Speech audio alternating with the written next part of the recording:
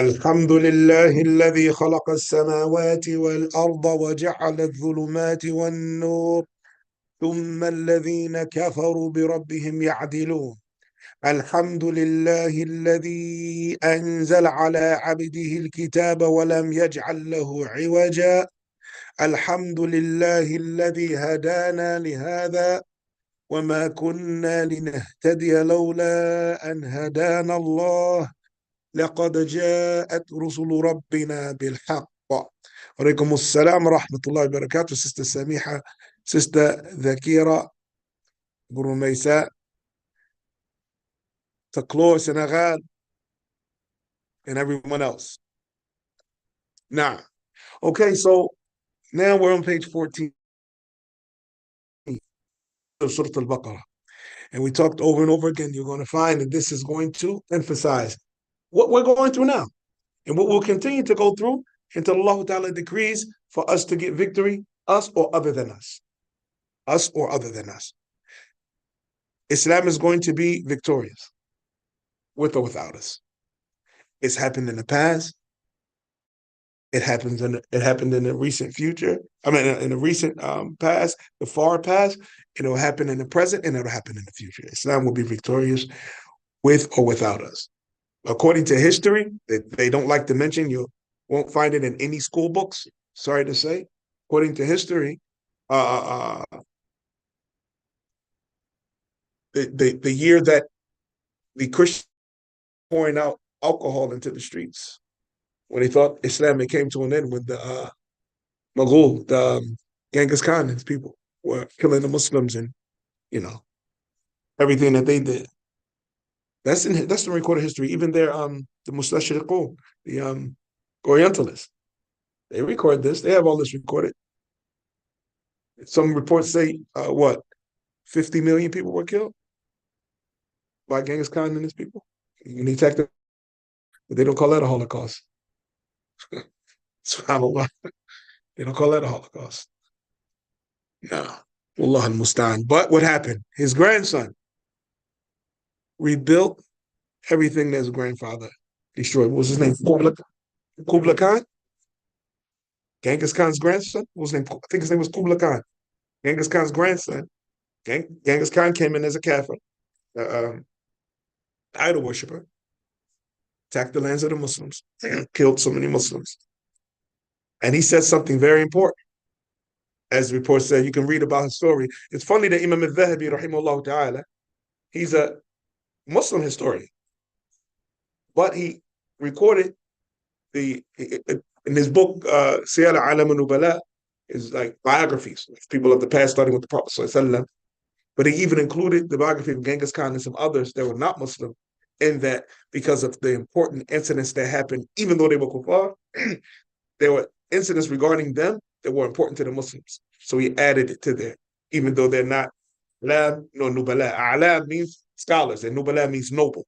So it's supposed to be the biography of noble scholars, but he included Genghis Khan. He's not noble, nor was he a scholar. Well, not an Islamic scholar, but he was definitely a scholar of war. Yeah, he was definitely a scholar of war. Nah. So, but Islam is still here. So many Muslims were killed. The Christians in Egypt said, "Oh, Islam is dead." They poured out the khamr in the streets. They were celebrating. Islam is gone. And then Qutus and Berbers, who were slaves during that time, rallied up an army and vanquished them. They were slaves when they attacked. They became the leaders after that. Excuse me.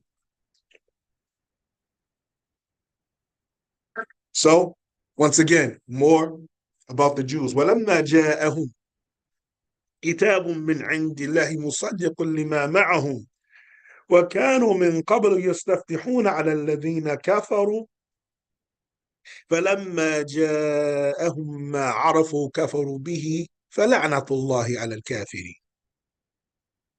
Allah Ta'ala said, and then when there came to them a book from Allah, confirming that which was with them. And before that, we talked about this before. When the Jews were in Medina, they were telling the pagans in Medina, the pagan Arabs in Medina, they were saying, listen, there's going to come a messenger, going to believe in him, and then we're going to gain victory over you, and we're going to cast you out of Medina. We're going to cast you out. This is the promise they were saying. Those people who were pagan Arabs that they were talking to, when that messenger sallallahu alaihi wasallam came, they became the believers in him. And we know them today as who? Who are they? What do we call them today? Ansar. You all know. Huh? The Ansar. The Ansar. The helpers? The Ansar, nah. But the Ansar tribe, that's the linguistic meaning to it, but these are the tribes of Medina, the Arab tribes, who were pagans. They were pagans, idol worshippers. But when they heard the message of the Prophet ﷺ, they accepted Islam in two groups. The first group came and they heard the message and they came back and told everybody else. And then they had a meeting with the Prophet ﷺ and accepted Islam. And this is before the Prophet made hijrah to Medina. And then the second group, that group went back and told what they embraced and what they believed in and like that. And they said, okay, we're willing to meet him and embrace this religion. And then the second group came, Uqbatul Ula with Thaniya, and then they embraced Islam. Then after that, everybody in Islam besides the Jews were Muslim. And then after that, it was welcome for the Prophet to make his hijrah. And then he migrated to Medina. Were the Jews there too? The Jews were there. And they were claiming that they were going to believe in the Prophet Muhammad and follow him. But when he came and he wasn't from their bloodline, he said no.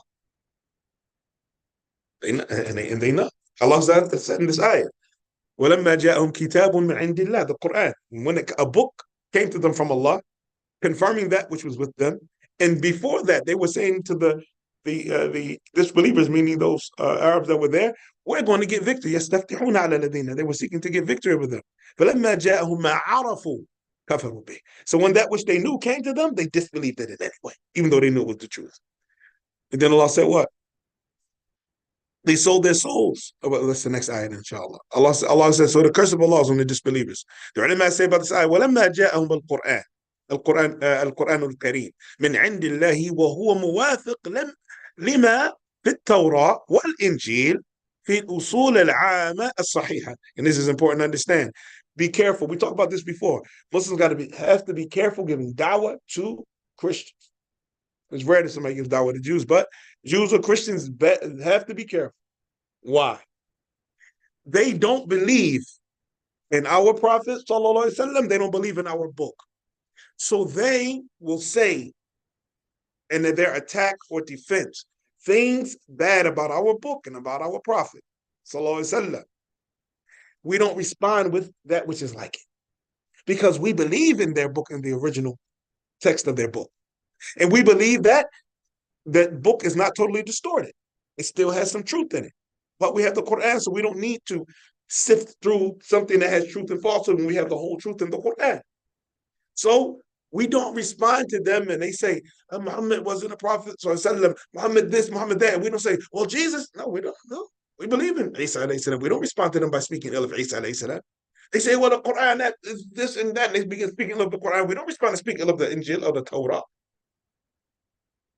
No. So be careful of being a reactionary and might make a statement of kufr, trying to defend Islam and like that. So be very careful. So the ulama say, وَلَمَّا جَاءَهُمَ الْقُرْآنُ الْكَرِيمُ من عند الله وهو موافق لما في التوراة والإنجيل في الأصول العامة الصحيحة. And this is important. It says, when that came to them, the noble Quran from Allah subhanahu wa ta'ala, agreeing with that which was in the Torah and the Injil, and the general correct foundations. The general correct is going to be some detail in it. We're going to say no. But the general foundations is all going to be the same. It's always going to be the same.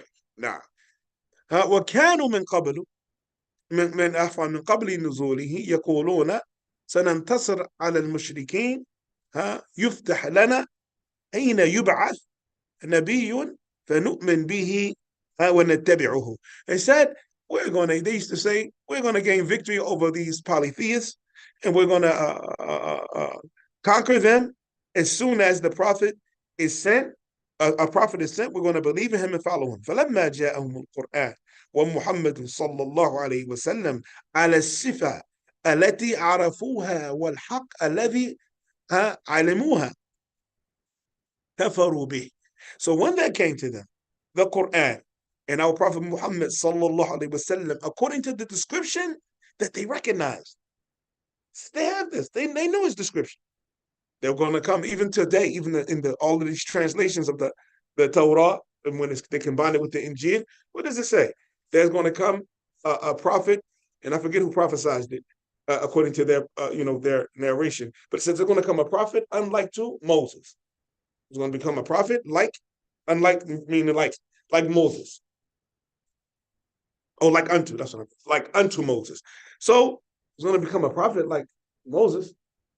So Isa alayhi salam wasn't like Moses. Because both of them, the Prophet Muhammad sallam and Musa alayhi salam, they had two parents. Isa alayhi salam did not have two parents. Right? Okay. Both of them married and had children. Isa did not marry and have children. Both of them were exiled and then came back and got victory over the people that exiled them. This didn't happen to Isa alayhi salam. So who's like Moses more than the Prophet Muhammad sallam that came after Moses? Nah. So they recognized him. The descriptions that are mentioned in the book till today is mentioned there.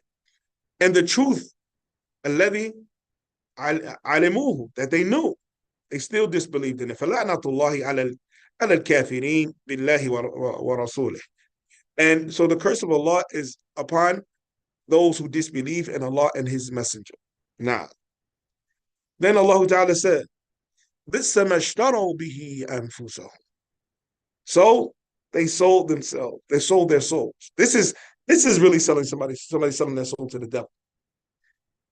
We know it's more than one way that a person can sell their soul to the devil. Whereas the devil, Shaitan, is muflis. He's bankrupt.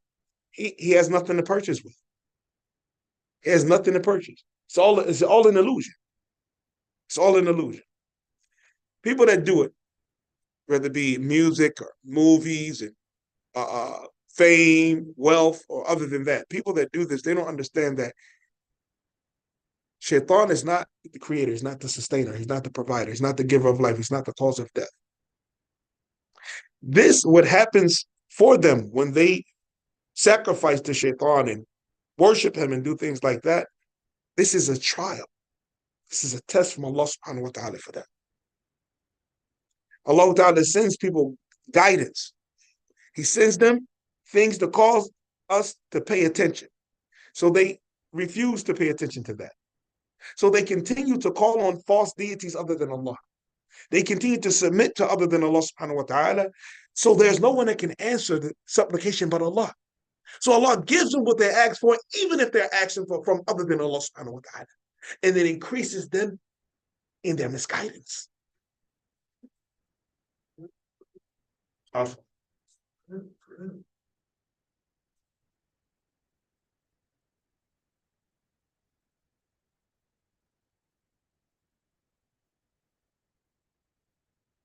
And that's the danger of someone being obstinate and rebellion upon evil. Allah Ta'ala will prohibit that person from being successful while doing wrong and disobeying Allah subhanahu wa ta'ala. But they will continue anyway. Then Allah will send them tribulations and determines people to advise them, and they'll be obstinate and rebel anyway. So then when people continue like that, Allah Ta'ala opens up the doors to good and let them have success while disobeying Him subhanahu wa ta'ala.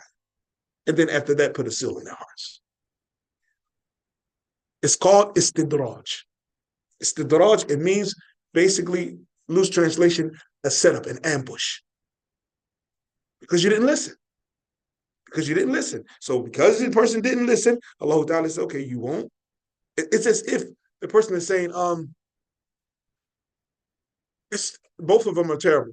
One is if a person embarks on the haram while claiming belief in Allah, is as if they're saying Allah cannot provide for me through the things He's legislated. Allah can only provide for me through the things that He said I shouldn't do. Doesn't even make sense. The worse than that is that when the people sacrifice and do things for Iblis, is as if they're trying to make him a God other than Allah that's equal and opposite. They're making Iblis a God, an evil God, and Allah, the God of good. This is the religion of al-Majus. I think they call it in English the Zoroastrians or something like that. This is their belief. That is a good God and a bad God, as if it's a battle between Allah subhanahu wa ta'ala and some other ilah, equal and opposite to Allah subhanahu wa ta'ala. So this is the danger. So they sold their souls by playing with the religion of Allah subhanahu wa ta'ala in the book that Allah sent down and the message that was sent inside of that book. بس ما اشتروا به أنفسهم أن يكفروا بما أنزل الله بغيا. How, what an evil and miserable price that they sold their souls for, that they would disbelieve in that which Allah sent down out of jealousy. He talked about this in the khutbah on Friday. People sometimes think that jealousy and the hasad and the hiqd and ayn, that this jealousy and envy is only in worldly affairs. No, in deen. In deen. People have jealousy in deen. The Jews hate us because we have the last book and the last messenger was sent to us and he wasn't sent from their bloodline. Out of hatred, out of jealousy, أن ينزل الله من فضله على من يشاء من عباده. Out of their hatred and jealousy, that Allah would send down by his favor, his bounty upon whoever he wants from his servants. We talked about that in the khutbah, that what? Al-hasad is the person dislikes, as if he wants to correct Allah from the way Allah distributes his barakah. No, how can he get it? No, that should go to me, or he shouldn't get it. He doesn't deserve it. Oh, you're going to correct Allah subhanahu wa ta'ala in the way he distributes. So Allah subhanahu wa ta'ala says,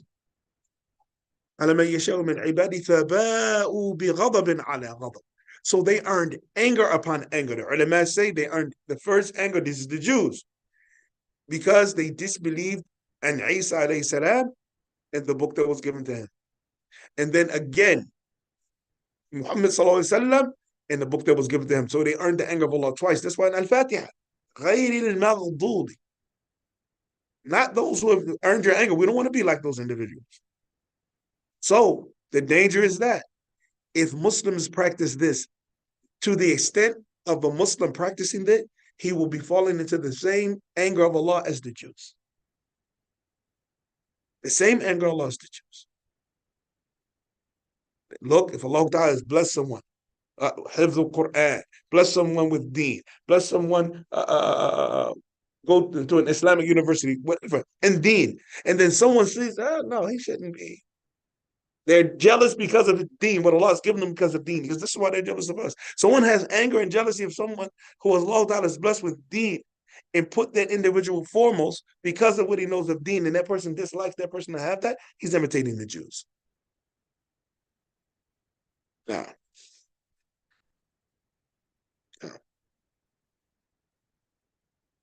we have to be very careful as Muslims. And and I'm not going to say I hate to do it because it's not like I hate to do it, but let's have an uncomfortable conversation. Okay? You'll find it and you'll see it through the segregation of the masajid. It doesn't say it on the door. But you see, only this particular nationality goes to this masjid. And then only this particular nationality goes to this masjid. What is that? And it gets so far along is that if this person is not from this nationality, I don't care what he knows, I don't care where he studied, he cannot be an imam of these individuals, ever. Never. What's different than the Jews? He's not from our bloodline. He can't be an imam over us. Okay, where he studied? Okay, what he learned? How can that individual from that nationality be an imam over us, tell us what to do? No. So now, this is what the Jews rejected prophecy because of this prejudice. They rejected prophets. They rejected books sent down by Allah that they knew that Allah informed them is going to come. And when it came, they said, no, if he's not from our bloodline, we're not going to accept him. You have Muslims practicing this today in the masajid.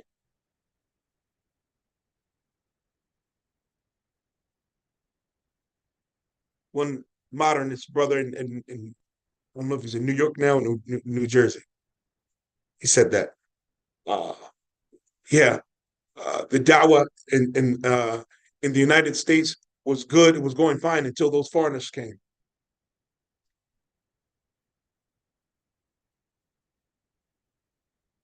He actually had the audacity, a brother, a da'i, I'm not going to mention names, a da'i who happens to be Caucasian, refuted the Nation of Islam. The Kuffar, Farrakhan and these people, he wrote a refutation against them. Brother, mashallah, and in Sunnah, refuted these individuals. What happened? Another da'i, African American, says he doesn't know anything about the Nation of Islam. How can he refute the Nation of Islam? He's not black.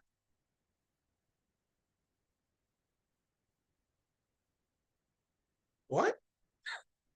Okay, this is a Muslim refuting Kufar.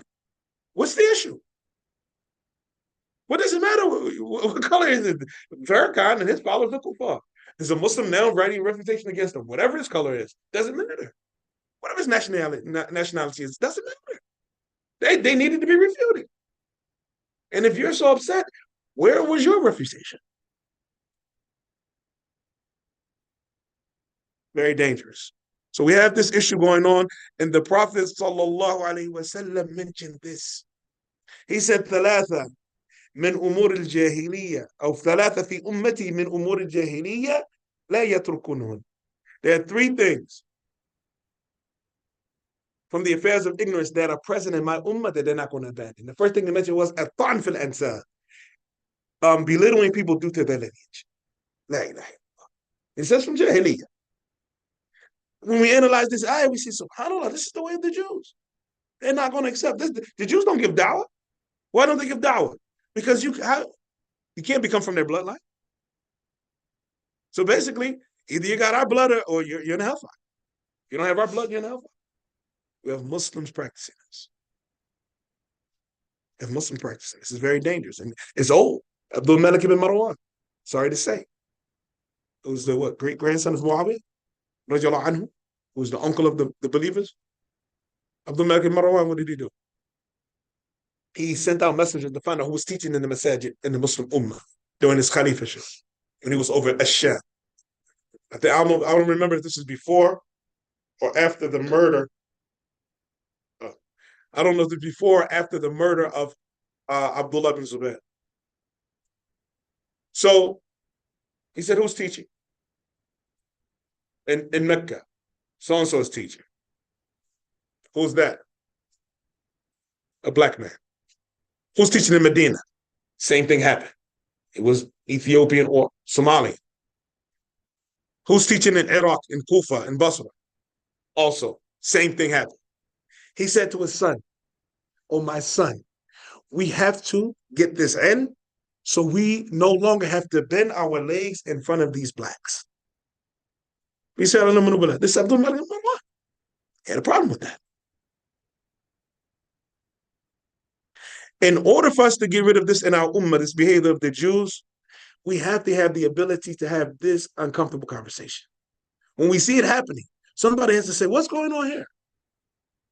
When you see it being done intentionally. Some things happen if anybody's traveled outside of the country they were born in. It doesn't happen all the time by choice.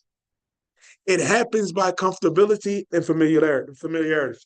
Still can't say it. Anyway, it happens by being familiar and comfortable. What happens? A person may get off the plane. He's in a land that he's not from. He sees somebody from where he's from. People begin to group based on being familiar. Okay, he speaks my language, or he's from my homeland, and like that. That's not what I'm talking about. I'm talking about when it becomes intentional. This is, people start saying it with their tongues. That's the Syrian masjid, that's the Afghani masjid, that's the Egyptian masjid, that's the Algerian masjid, that's the Moroccan masjid, that's the African American masjid. What are we doing? What are we doing? This is what we're doing. Not from our bloodline, can't be a leader of us. This took people so far that they reject prophecy. They reject the book sent down by Allah. This is how dangerous prejudice is. Nah.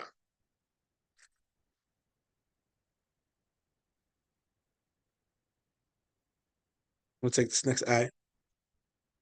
So they were jealous that Allah was sending down his revelation on anyone he wanted from his slaves. So they earned anger upon anger. Uh, I'm sorry, no, we don't. How evil is their souls that they were, yeah. Nah. Nah, وَلِلْكَافِرِينَ عَذَابٌ مُهِينٌ. Allah Ta'ala said for these disbelievers, they will have a humiliating punishment. What did Umar radiallahu anhu say when he was traveling with the slave to receive the keys of what we're fighting for now? Philistine. They had one riding beast. One will ride, other one walk. Ride, walk, ride, walk. One time Umar, one time the slave. One time Umar, one time the slave. Until they arrived close to the gates of Philistine. And what happened? Umar, it was his turn to walk. He's the Khalifa. It was his turn to walk. He has his sandals in his hand. He's walking barefoot. The leader of the Muslims. So the man said, Ya Amir al-Mu'minin, leader of the believers, you can't walk it. You're going to walk in like that. You're barefoot and you're walking, and I'm riding. How can I? He said, it can. He said, it's your turn. It's your turn to ride. It's my turn to walk. He said, but how? When you're the leader of the believers. And he said that very famous statement. He said, إِنَّا كُنَّا فِي الْجَاهِلِيَّةِ وأعزنا الله بالإسلام فإذا ابتغينا العزة في غير إسلام لأضلنا. He said, we used to be in ignorance. And Allah honored us with Islam. So if we seek honor in other than Islam, Allah will humiliate us. And they walked in, and Umar carried the sandals, and he got the keys. MashaAllah. So this is the type of behavior we have to have. Allahul Musta'an, not like the behavior of the Jews. And we'll take this last ayah. Afwan, the ulama say, بس الذي استبدلوا به حظ أنفسهم من الإيمان بالله ورسله لا إله إلا الله. How evil it is what they exchange their souls for. They exchange having faith in Allah and His messengers.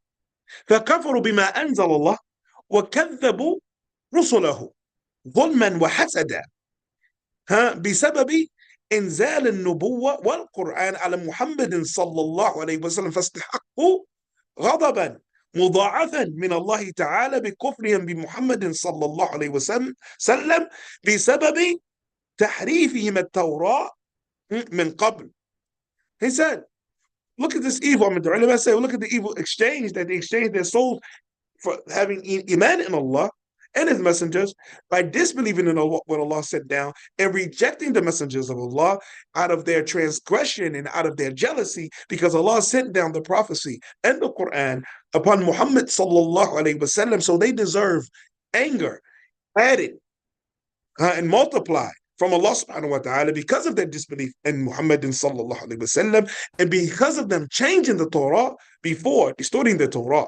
وللكافرين بالنبوة محمد صلى الله عليه وسلم عذاب مذل يوم القيامة. And for these disbelievers in the Prophet Muhammad sallallahu alaihi wasallam, they have a punishment of humiliation on the day of judgment. May Allah protect us from the ways of the Yahud. Ameen. And may Allah subhanahu wa ta'ala humiliate them in this life and the next. Ameen. So these are the ayat we wanted to mention today. And we should have like 2 more ayat now, more. Inshallah, we'll stop at this ayah. If there's anything about what was said, anybody have a question or statement about what was said, we'll take it. If not, we'll stop here, inshallah. No, assalamu Alaikum assalam. And so in regards to, the mannerisms of the Jews, right? I mean, even this issue with Philistine, right? You have the Yahud stepping up, trying to, differentiate themselves from the Zionists and saying they stand with the Muslims like this, but still they hate the Muslims though in the Asl. So we shouldn't be fooled by this speech. This is correct. Barakallah fiqh. Barakallah fiqh. Azakallah. This is a very important point. Don't be fooled. Don't be fooled. No matter how much they say, Allah Ta'ala made it clear their tongues are with you, their hearts are against you. Because their aqidah, no matter what they say, we're not Zionists, we're not Zionists, we're the good ones, we're not Zionists. But your aqidah still says we're kuffar. Just like our aqidah says you're kuffar. Your aqidah says we're not. Your aqidah still says that Muhammad sallallahu alaihi wasallam, y'all say he was a fraud, he wasn't a real prophet. Y'all say that Isa sallallahu alaihi wasallam wasn't a real prophet. Y'all said that the Injil is not a real book and the Quran is not a real book. Even if you're not Zionist, even if you're not involved with the bombing, this is what you preach about us. This is what you teach about us. This is what you believe about us. And then Muslims sympathize and empathize and are apologetic and say, no, you don't want to call them disbelievers. They're people of the book. Ask them what you are. Ask them what you are. Ask them, do you consider me to be a believer? Or am I a disbeliever? Ask them, where do you believe I'm going on the day of judgment? When the judgment is set, where do you believe I'm going? See what the Jews and Christians, what they say about you. They're going to tell you you're going to hell. You're going to hell.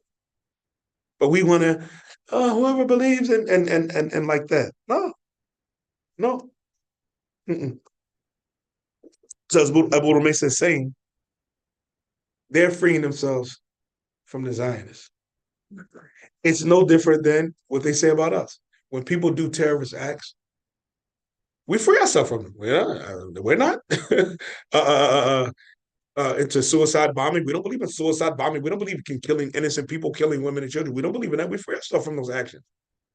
But if they do that to disbelievers, we still believe they're disbelievers. We still believe if they die peacefully in their bed, that they're going to be forever in the hellfire for dying upon disbelief. This is our belief. This is our belief. Nah. Anything else, inshallah?